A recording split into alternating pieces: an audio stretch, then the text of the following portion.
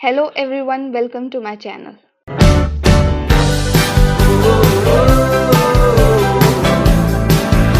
Levels of amputation एक nomenclature होता है कि आप कहाँ से आप बॉडी पार्ट को रिमूव कर रहे हो, तो उस अकॉर्डिंग उसे क्या कहते हैं, ठीक है। First of all disarticulation. Disarticulation मतलब वर्ड से समझ में आ रहा है, डिसआर्टिकुलेशन से डिसआर्टिकुलेट करना मतलब उस जॉइंट को निकाल देना, उसके जहाँ भी वो आर्टिकुलेट कर रखा है उसको वहां से रिमूव कर देना, अलग कर देना, सेपरेट कर देना, what ever you called it, वो होता है डिसआर्टिकुलेशन। तो जहां भी जॉइंट्स है वहां डिसआर्टिकुलेशन आएगा, जैसे शोल्डर डिसआर्टिकुलेशन, एल्बो डिसआर्टिकुलेशन, ठीक है, पार्शियल हैंड ट्रांसकार्पल डिसआर्टिकुलेशन, अब हिप डिसआर्टिकुलेशन, नी डिसआर्टिकुलेशन, एंकल डिसआर्टिकुलेशन, अंडरस्टूड। अब अगर हमें जॉइंट से एम्पुटेशन नहीं करना है, बोन से करना है, मतलब जॉइंट के नीचे जो बोन होती है उससे करना है, शाफ्ट में करना है, तो उसे क्या कहते हैं, उसे कहेंगे, अगर ह्यूमरस जा रही है तो transhumeral, that is, other word is above elbow, elbow के अबव, ठीक है, या फिर बिलो एल्बो, ट्रांस रेडियल। इसमें क्या होता है, ट्रांस रेडियल में रेडियस कटेगी। एक है अबव नी एम्पुटेशन, उसे बोलेंगे ट्रांस फिमोरल, फीमर कट रही है। बिलो नी ट्रांस टीबियल, टीबिया कट रही है। एक है हेमी पेल्विकटोमी, मतलब आपकी हाफ ऑफ द पेल्विस जा रही है, ठीक है, पेल्विक बोन भी इंक्लूडेड है with your joint, with joint, hip joint. Level of amputation, upper limb. Upper limb में कौन सा है, four quarter, shoulder disarticulation, transhumeral, that is above elbow, elbow disarticulation, transradial, below elbow disarticulation, transcarpal, partial hand भी बोलते हैं उसे, क्योंकि आपने देखा तो only half of the hand was going. Transmetacarpal, four quarter amputation. In this type of amputation, scapula, lateral 2/3 of clavicle and whole of the upper limb are removed. four quarter में क्या क्या हमारा amputation में क्या क्या जाता है, scapula, full scapula is removed, lateral 2/3 clavicle remove हो जाती है, और whole upper limb जो होता है वो remove हो जाता है। shoulder disarticulation, remover through shoulder joint, मतलब shoulder joints के जहाँ shoulder joint होता है उसे disarticulate कर देते हैं glenoid cavity से। above elbow you understood, elbow disarticulation. What is ray amputation? Removal of a finger with respect to metacarpal from carpometacarpal joint. That is, अगर किसी की इंडेक्स फिंगर हम एम्पुटेशन कर रहे हैं, उसका एम्पुटेशन कर रहे हैं इंडेक्स फिंगर का, तो उसके साथ साथ उसके जो नीचे नंबर 2 मेटाकार्पल आता है इंडेक्स फिंगर के नीचे, तो उसे मेटाकार्पल को भी रिमूव करेंगे, तो पूरा एक इंडेक्स फिंगर के डिजिट्स और मेटाकार्पल रिमूव होगा।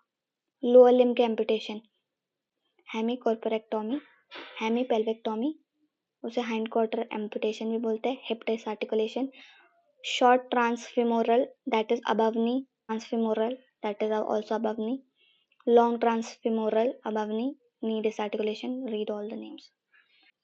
हाइंड क्वार्टर एम्पुटेशन में क्या होता है कि हम पेशेंट का पेल्विक बोन का एक पार्ट निकालेंगे और लोअर लिम्ब तो पूरा ही जाएगा एक्सट्रीमिटी, और हिप डिसआर्टिकुलेशन में सिर्फ पेशेंट का हिप जॉइंट को डिसआर्टिकुलेट करेंगे।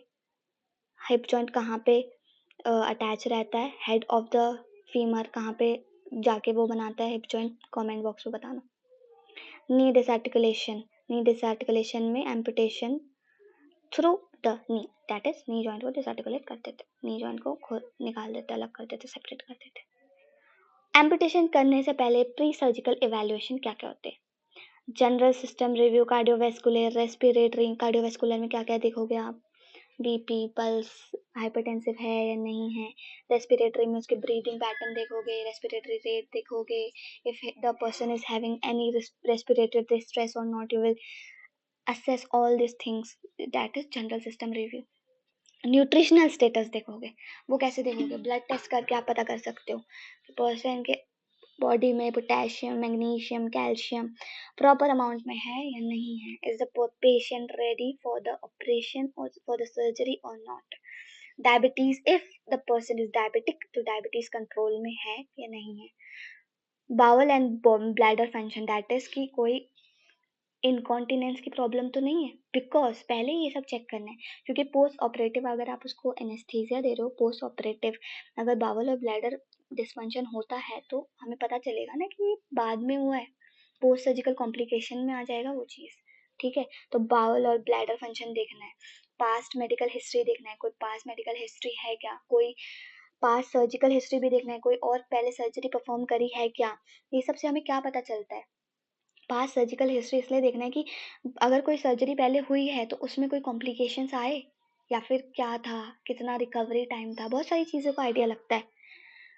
सोशल हिस्ट्री देखना है, प्री मॉर्बिड मोबिलिटी देखना है, strength and coordination of healthy limb देखना है, psychological assessment to assess emotional impact of amputation. आपको पता है बिफोर एम्पुटेशन एक साइकोथेरेपी भी आजकल दी जाती है पेशेंट को कि मेंटली उसे रेडी करे जाए। एक्सीडेंटल केस में हमें इतना कोई टाइम नहीं मिलता है, ठीक है, but if it is diabetic foot और फ्रॉस्ट बाइट उसमें हमें टाइम मिलता है पहले से, तो इसमें हम साइकोथेरेपी दे सकते हैं कुछ टाइम की, उसमें हम फिजियोथेरेपी भी देते। फिजियोथेरेपी का क्या रोल है वो मैं आपको बाद में बताऊंगी लास्ट में। Home and work place assessment to make sure everything is in accordance for the patient maximal self reliance, explanation of post operative. Now जब एम्पुटेशन हो जाता है, जब एम्पुटेशन हो जाता है, लिम्ब इज कट ऑफ, तो वहां पे जो पार्ट आपको विजिबल होता है ना वो स्टम कहलाता है। ओके, स्टम। फॉर एग्जाम्पल पेशेंट का हमने जो ह्यूमरस है वो कट कर दी, ह्यूमरस कट कर दी तो नीचे का मतलब बिलो एल्बो तो पूरा चीज चले गया, ह्यूमरस हमने बीच से कट करी थी, तो आपको जो अब ह्यूमरस दिखेगी जितनी स्किन फ्लैप लगा हुआ, दैट इज द स्टम। अब उस स्टम पे ही हम अपना artificial limb in future attach करेंगे, patient wants, he desires. Skin flap, अब आइडल स्टम क्या होता है, उसमें स्किन फ्लैप लगा होता है, स्किन फ्लैप में मोबाइल होना चाहिए, skin flap that is, skin flap एकदम रिजिड नहीं होना चाहिए, मोबाइल होना चाहिए। मोबाइल मतलब क्या, मूवेबल।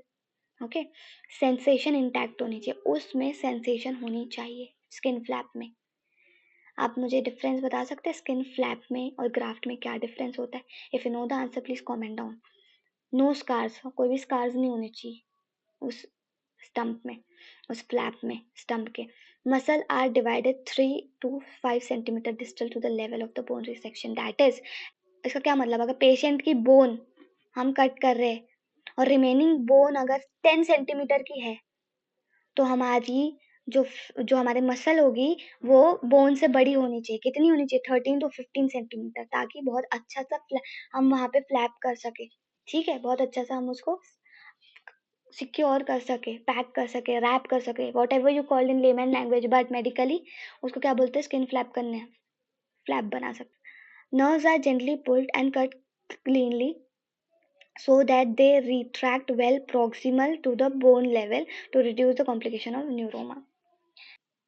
न्यूरोमा क्या होता है, नर्व में एक ट्यूमर टाइप डेवलप हो जाता है। क्यों होता है, ज़्यादा अगर नर्व कंप्रेस रही या ना ज़्यादा नर्व फ्रिक्शन में रही, बार बार बार बार फ्रिक्शन खा रही है आसपास के किसी स्ट्रक्चर से, तो न्यूरोमा डेवलप होता है। वो ट्यूमर होता है but it is non cancerous.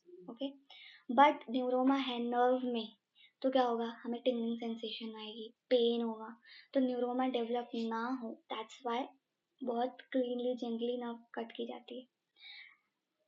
Post operative में हम स्टम्प केयर करते हैं, मतलब stump care is very important. Why, अगर हम स्टम्प केयर नहीं करेंगे तो there are high chances of infection over there, infection होने का बहुत बड़ा रिस्क होता है, उसके वजह से हमें री एम्पुटेशन सर्जरी परफॉर्म करनी पड़ती है।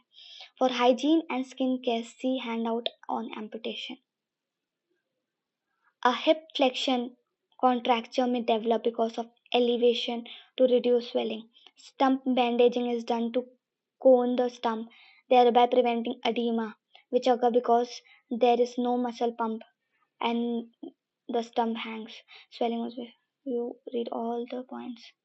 Complications of amputations क्या होते हैं? Edema and swelling. Complication क्या होते हैं? एडिमा हो जाएगा, स्वेलिंग हो जाएगी, वुंड इन्फेक्शन हो जाएगा, पेन आता है, phantom limb pain. Phantom limb pain means false pain, that is आपका जो लिम्ब नहीं है वो पेन कर रहा है। ठीक है, पेशेंट का फैंटम लिम्ब पेन क्या होता है कि जो लिम्ब एम्पुटेड है, जो लिम्ब हमने काट दिया है, जो है ही नहीं, वो पेन कर रहा है। पेशेंट कंप्लेन करते हैं, बिलो एल्बो एम्पुटेशन होता है, पेशेंट बोलते हैं कि मुझे फिंगर्स में दर्द हो रहा है राइट हैंड की, बट वो तो एम्पुटेड है, वो तो कट चुका है, फिर कैसे पेन हो रहा है? ठीक है, कैसे पेन हो रहा है वो आगे लेक्चर में पता चलेगा, बट वो जो पेन होता है उसे हम कहते हैं phantom limb pain, false limb pain, absent limb pain. ठीक है, muscle weakness, muscle tightness and contractures, joint instability, autonomic dysfunction, somatosensory impairment, post-surgical evaluation. What is the post-operative care that we should give to a patient who has undergone a surgery of amputation? Maintain function in the remaining leg and stump to maintain peripheral circulation. Now जो एक limb अगर patient का एम्पुटेड है तो हमें उसके second limb की बहुत केयर करनी पड़ेगी। ये नहीं है कि वो इन्फेक्शन वहाँ पे आ जाएगा, नहीं, बट वो जो सेकेंड लिम्ब है वो ज़्यादा एक्टिव रहेगा, तो उसकी मसल स्ट्रॉन्ग होनी चाहिए, स्ट्रॉन्ग इनफ कि वो दोनों लिम्ब का काम कर सके। ठीक है, हमें पेशेंट को बेड रिडन नहीं बनाना है, उसे इंडिपेंडेंट बनाना है, इसलिए सेकेंड लिम्ब उसका अच्छा होना चाहिए ताकि वो खुद से अपने एडीएल्स परफॉर्म कर सके, जॉब कर सके, सब कर सके। Maintain respiratory function, important with smokers and those patient under general anaesthesia. अगर स्मोकर्स का तो अंडरस्टूड है, बट जनरल एनेस्थीसिया जो है उसके जनरल एनेस्थीसिया पेशेंट है तो उसे हमें पूरा रेस्पिरेटरी रेट वगैरह सब कुछ मॉनिटर करना पड़ेगा।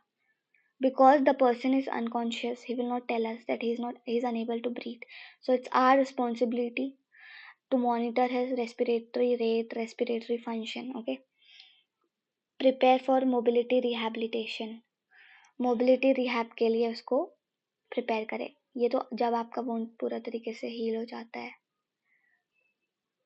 तब आपको ज़्यादा फिजियोथेरेपी की नीड है, उससे पहले आपको बेड पे ही फिजियोथेरेपी कराई जाएगी। ओके, मोबिलिटी रिहैबिलिटेशन फिजियोथेरेपिस्ट ही करवाते हैं।